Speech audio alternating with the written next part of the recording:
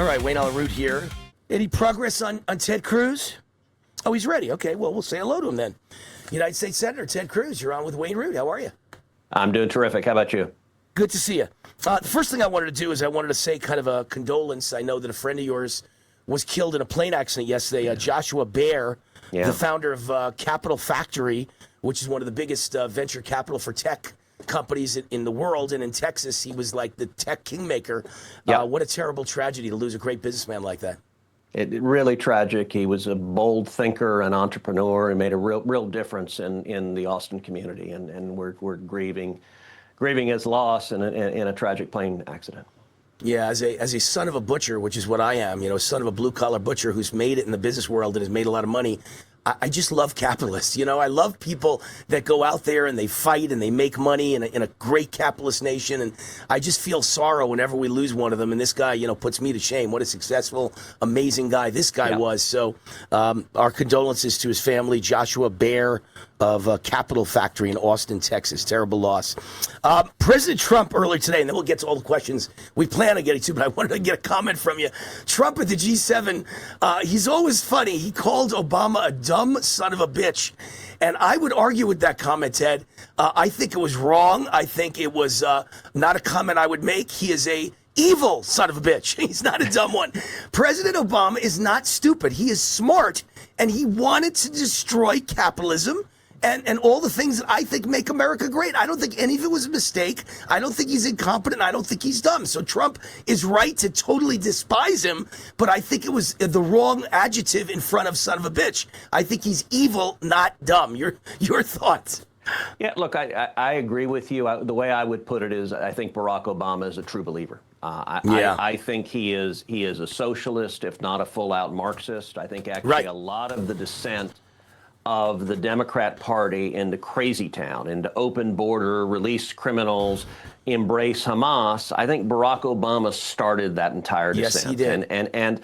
And I think he is fully committed. Look, I'll even go so far as to say I respect Obama for his commitment to his ideology. His ideology just happens to be poisonous and incredibly damaging and ripping the country apart. But he fights for it with real efficacy, and it's dangerous. Like Republican senators, unlike you, which I happen to love you and I think you're great, but a lot of them do not fight with fire, right? They can't even get their act together and pass the SAVE Act, which is the easiest low-hanging fruit in the history of the United States of America, and they can't even say, yes, let's pass that, which is so ridiculous. Did you happen to see my commentary? I've been arguing for like 3 months now, Senator Cruz, that the SAVE Act is great and I want it to pass, but it's never going to pass. The Thune is never going to let it pass. It's never going to happen. The McConnells of the world and the Tom Tillis of the world, not going to happen. But we have something better. I keep recommending President Trump declare a presidential national security emergency for elections, which is the SAVE Act on steroids, Trump style. All the same things the SAVE Act is in it, except also paper ballots and getting rid of the machines and getting rid of mail-in ballots, none of which are in the SAVE Act. And I don't know if you know this, but the Supreme Court ruled in 1983, a presidential national security emergency cannot be sued in court and stopped by lawsuits. You can only overturn it with a 2/3 vote of both houses of Congress. So I think I've come up with a miracle idea that will be in effect for the midterms if Trump does it, and it's much better than the SAVE Act. Yeah, look, I would love to see that outcome. I think you would have massive resistance in blue states, and I think you would certainly have judges that would issue injunctions against the president if he issued a unilateral order. Listen, I think voter fraud is pernicious. Look at the California elections. Look at how ridiculous the California elections are. Now, look, there's an element of, tragically, I do think there are a lot of knuckleheads. People looked around L.A. and said, gosh, our mayor let the city burn to the ground, is releasing criminals everywhere. We've got homeless people and criminals that are assaulting our kids and leaving needles on the sidewalk. What do we need? Oh, let's go for an even crazier, more left-wing candidate. There are some really foolish people who just keep voting to make it worse and worse and worse. But there's also, I think, a lot of fraud. And the policies, particularly in California, they invite fraud. It's actually illegal to ask for an ID voting. And they want they want illegals voting. They want fraud there. I think the Democrat and the Marxist politicians are invested in maximizing the fraud. And so it really is tragic. I've more than once suggested that Gavin Newsom be named the Texas Realtor of the Year because nobody on planet Earth has sold more homes in Texas than Gavin has. Well, you think Texas, but I'm telling you, the real explosion is from California to where I live, Las Vegas. Yeah. We're flooded. I mean, it's like 5,000 a month are coming from California, and I keep meeting them. They're not middle class, Ted. They're all wealthy people in California with big houses. They're all leaving, and they're moving to Vegas, my area of Vegas called Summerlin, which is where I saw you at the event about 3 weeks ago. I guess you and I were at an event together, and that's in Summerlin, which is a beautiful area of Las Vegas. That's where the whole California with wealth is moving if they're not going to Texas or Florida. So they're all running away. It's like a movie, Escape from L.A. Or Escape from California. The sum total of wealth that has fled the state just in the last few months, I think it is in excess of $2 trillion. Because California is talking about this wealth tax and confiscating their wealth. And they're just, and it's not just the individuals with resources that are leaving. These are all job creators that create thousands and thousands of jobs. And, you know, there's an old joke that I think has a lot of force to it, which is what's the difference between California and the Titanic? And the answer is the passengers on the Titanic didn't vote to hit the iceberg. True. Very true. It's scary. And you think California's bad. Wait till you see how many people are going to leave New York with Mondami as mayor. And I say this all the time. Look, I'm Jewish, and I'm sorry that so many Jews are great people, but ignorant when it comes to voting, because so many of them vote liberal Democrat, and it makes no sense. You're voting against your own interests. You're voting for suicide. You're voting for a party that hates you. But that's changing. More and more Jews are switching over. But let me tell you, whether they're liberal or whether they're conservative, all the Jewish people I know are very educated, very successful, and they make money and they create jobs. And when you chase them out of a city that is the most powerful financial city in the world, it's going to collapse. And if all the Jewish people who are job creators and CEOs of businesses leave New York City for Florida and Texas and where I live, Nevada and Tennessee and South Carolina, New York City is going to collapse. It's insanity to chase successful job creators out of a city or a state. Yeah, look, I'll give an example from the last couple of weeks. Apollo, the huge hedge fund, just announced they're opening their second global headquarters in Austin, Texas. Mark Rowan, who leads them, who's been a real champion fighting anti-Semitism and taking on the insanity we have at our universities. You know, Mark's gone down to Austin, is buying a home. The senior executives are buying homes in Texas. And you know, Mondami is a big, big part of the reason why they and so many other people are fleeing Manhattan. It's tragic. You know, I look at it and it is, I think the young people who voted for Mondami, they don't remember and they don't know enough to know what happened to New York in the 70s, how bad it can get. And tragically, I think for both New York City and for California, things are going to have to get worse before they get better. But this is like that joke you told. It's not a joke. It's serious. I mean, what's the difference between New York City in the 70s and New York City now? In both cases, it's a repeat, except in the 70s, no one ever said a word bad about Jewish people. That's the difference now, is it's even worse. It's like become communism mixed with Nazism. It's the most crazy combination I've ever seen. I've been at 2 graduation parties in Las Vegas, you know, high school graduation.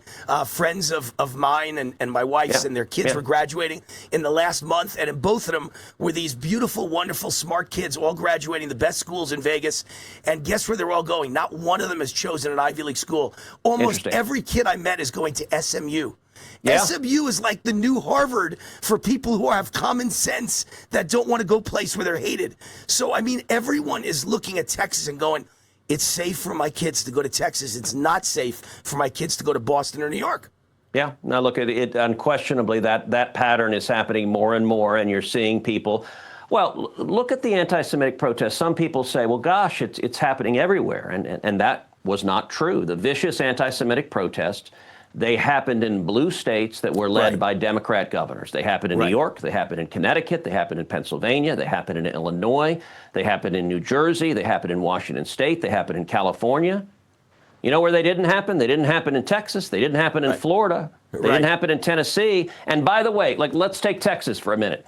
We briefly had a protest at the University of Texas in Austin. The police showed up, arrested everyone, and it was over in about an hour. That's the way to deal and with the it. problem went away. Right. That's actually when you have leadership that says, no, we're not going to let you terrorize your fellow students, threaten your fellow students, harass your fellow students. And you know what they discovered? And this has been the pattern in almost all those protests. More than half of the people that were there protesting had no affiliation with UT. They weren't students. Right. They came from the outside. They're agitators that are being paid. I think they're being paid by Qatar and Iran and China. They're being paid by forces that want to foment unrest and tear our country apart.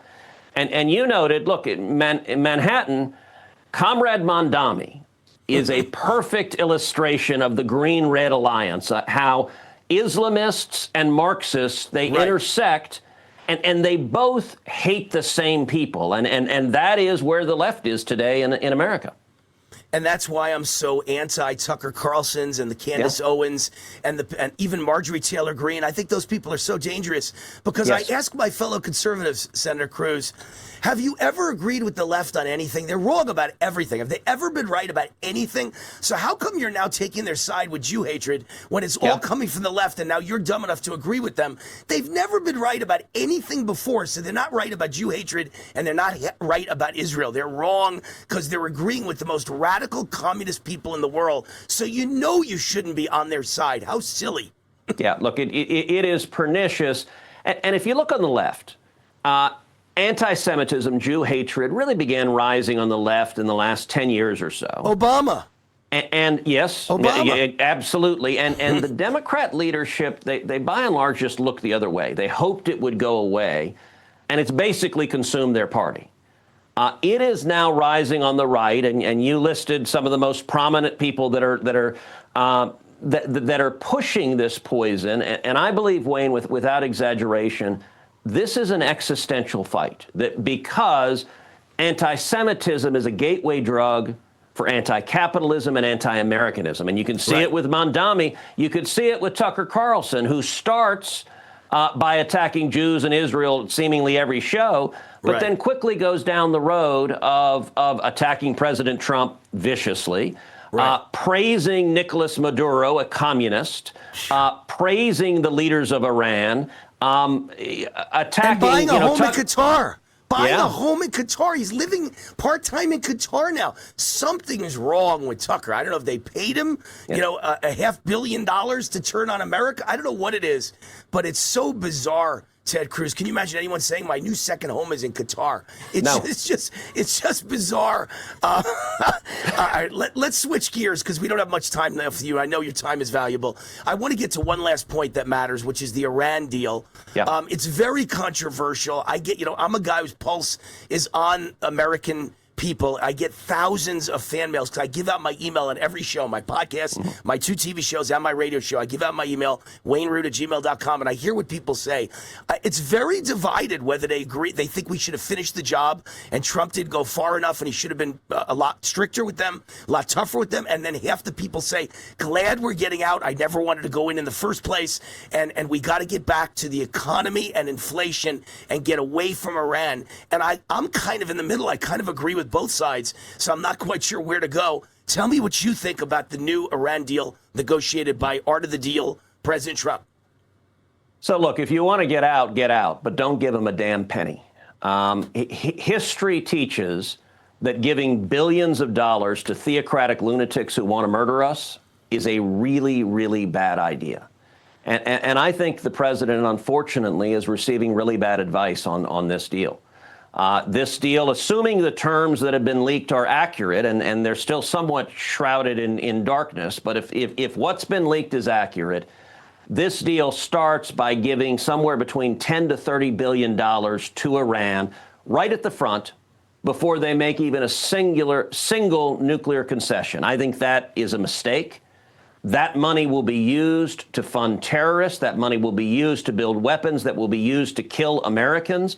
I don't think we should do that. What has been discussed is that the deal is contemplating $300 billion. At least not from us, though. Iran. That's the only good thing I'll say about that. It's from the Gulf states, not from us. So at least we're not paying it from what I can see. But why the hell would we want an Ayatollah who chants death to America to have $300 billion? Americans, that will be used to murder Americans. Look, Joe Biden and Kamala Harris flowed $100 billion to Iran, to the regime. That was catastrophically foolish, and among other things, that effectively funded October 7th. Right. The number here is 3 times that. That doesn't make any sense, and the agreement also, as it's been leaked, gives Iran permanent control over the Strait of Hormuz and sanctions their imposing tolls. The Ayatollah shouldn't make a penny from the free navigation of the seas. And so it's one thing. I think President Trump's decision to initiate military conflict and to go after Iran and to take out their ballistic missiles and to take out their drones and their Navy and their Air Force, I think that was the single most consequential decision of his presidency. He was absolutely right. He was right. And the idea now... I think politics got in the way. I think politics got in the way. You know, I think the midterms got in the way, and I think he basically said, let's just get the hell out of there, and let's do whatever we have to do to be ready for the midterms and lower gas prices. Unfortunately, I'm not saying I agree. I'm just saying, to me, that's exactly what happened in his mind. We got to get back to America first and the economy and make sure everything is going up, except for gas prices. But the economy is going up leading into the midterms, and we could always get back to them after the midterms. I think that's what's going through his mind. Listen, I think he's getting bad advice on this, and the idea that we would send billions of dollars to people who want to kill us it is not a good idea. Just today, Rob Malley, who was the top Iran appeaser under Joe Biden, he tweeted that he thinks that this agreement is fabulous.